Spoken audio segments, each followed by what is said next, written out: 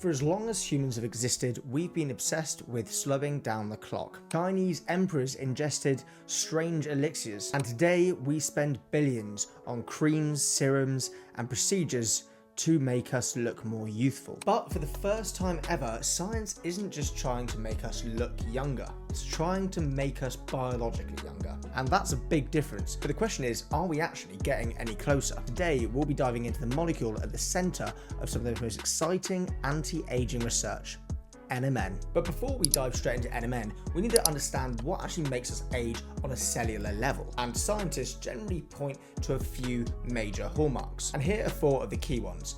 Number 1, telomeres. These are sort of like little protective caps on the end of your chromosomes. It's a bit like those little things you find at the end of a shoelace that keeps the lace together. But unfortunately, every time these cells divide, these caps get shorter and shorter. And generally, the shorter the telomeres, the older the cell. Number 2, DNA damage. Ultraviolet light, stress, poor sleep, and toxins all chip away at our genetic material over time.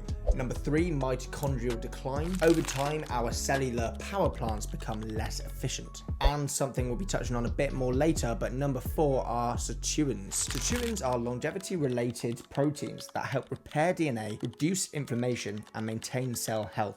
But they don't work without their fuel, and that fuel is something called NAD+. So now we can start to approach a bit of the problem as to why and when we start aging the most. Our NAD+ levels plummet as we age. In fact, when we reach the age of about 50, we have about half of the NAD+ we used to have when we were in our 20s. This decline directly impacts a few things. It directly impacts sirtuins, DNA repair, mitochondria, and ultimately the speed at which you age. So scientists began asking a very important question. If we could safely boost NAD+, could we increase sirtuin activity and potentially slow or even reverse aspects of biological aging?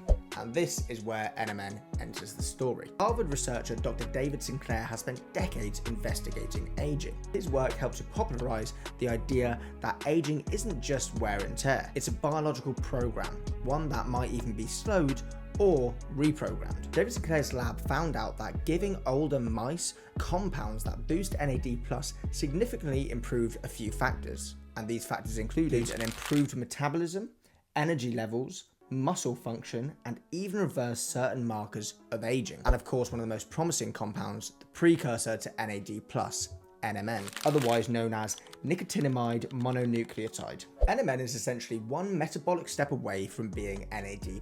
Your body absorbs NMN, converts it quickly, or at least it has done in animal studies, and then there's a significant rise in NAD+ levels. In mice, NMN supplementation has been shown to increase energy and endurance, improve insulin sensitivity, enhance mitochondrial function, reduce age-related inflammation, improve fertility, and reverse some biological markers of aging. Sinclair famously reported that in some cases, aged mice given NMN had the physiology of much younger animals, like a 70-year-old becoming biologically similar to a 40-year-old. Now, of course, then we have to ask the obvious question.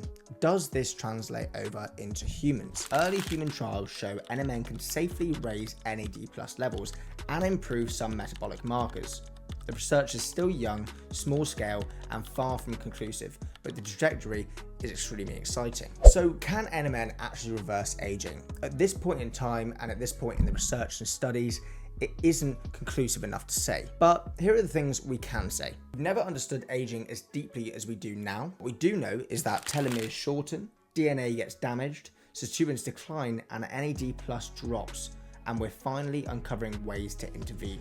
NMN is not some sort of magic pill where you'll suddenly regain your youth after taking it for a few weeks, or regain your youth completely, but it may be the first step to a future where aging isn't something we just have to accept as part of the process, but instead something we can actually manage. If you're somebody that enjoys content on well-being, habits, and productivity, all-round general self-improvement, and also the neuroscience of these things, then check out my page, subscribe to my YouTube channel, and you can also find all my other social media using the link in my bio.